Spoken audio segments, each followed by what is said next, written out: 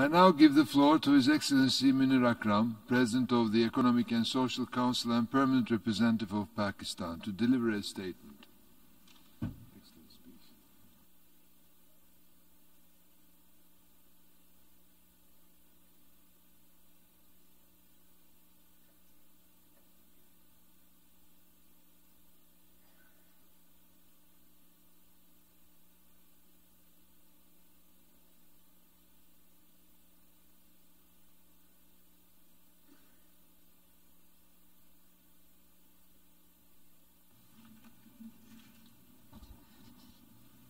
Mr. President of the General Assembly, Mr. Secretary General, Heads of State and Government, Excellencies, distinguished delegates, ladies and gentlemen.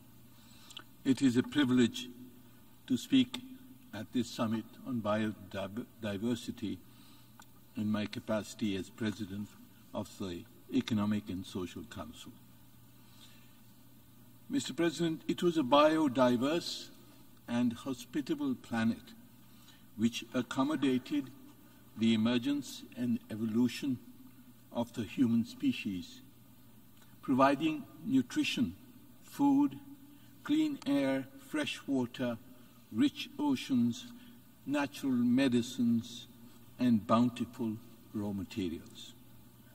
It allowed humankind to survive, grow, prosper, and build great civilizations.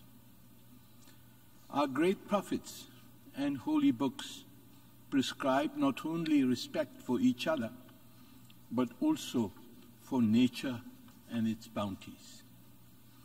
Unfortunately, in the modern era, we have severely abused nature. In the past 50 years, the human population has doubled. The global economy has grown nearly fourfold, and global trade has grown tenfold, together driving up the demand for energy, raw materials, and much else. Many types of pollution are increasing with negative impacts for nature. 75% of the planet's land surface has been significantly altered. 66% of the ocean area is experiencing increasing cumulative impacts, and over 85% of wetlands have been lost. Approximately half the live coral cover on reefs has disappeared since the 1870s, with accelerating losses in recent decades due to climate change. The Secretary General has just said that we are at war with nature. And as he said on a previous occasion, nature is fighting back. The impact of global warming and climate change are visible, yet the impacts of biodiversity loss will be equally pervasive and equally devastating for the future of humanity. It is scientifically proven that loss of biological diversity increases the risk of zoonotic diseases.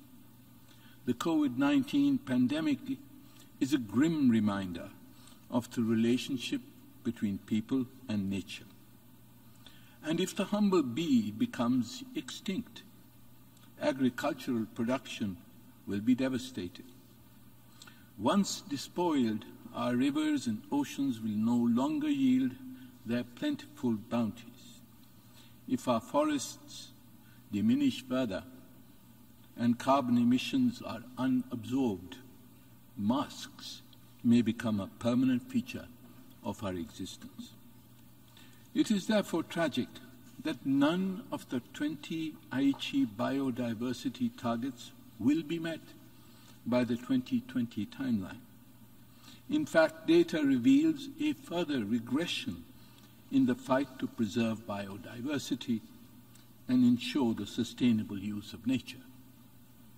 The 17 Sustainable Development Goals are integrated and interlinked. If the biodiversity goals are not achieved, most of the other goals will also be difficult to realize by 2030. It is high time to discard the economic models that are driving states to fight nature and each other. It is time to transition to a new economic and social paradigm which values the preservation of nature as much, if not more, than gross national product and per capita incomes, which enshrines sustainability as an integral part of the development paradigm. I hope that implementation of the Aichi targets will become an integral part of the national SDG strategies of all countries. I trust this will be fully reflected in their voluntary national reviews this year in the Economic and Social Council. We will also endeavor in ECOSOC's Development Cooperation Forum to align the UN's development system more closely with the biodiversity targets. And in the Youth Forum this year, we shall try to mobilize the energy of young people to serve their future by fighting for nature rather than against it. Excellencies, in combating COVID-19 pandemic and the great recession it has triggered, in eradicating poverty, in installing sustainable infrastructure, finance is the key. It can be mobilized if there is political will to do so. In promoting the biodiversity goals, the central requirement is not finance. It is only political will. The will to take critical decisions to end the rape of nature and to contain the economic greed and policy negligence that are driving humanity to destroy the hospitality of our planet. Such political will can be mobilized collectively by the world's leaders.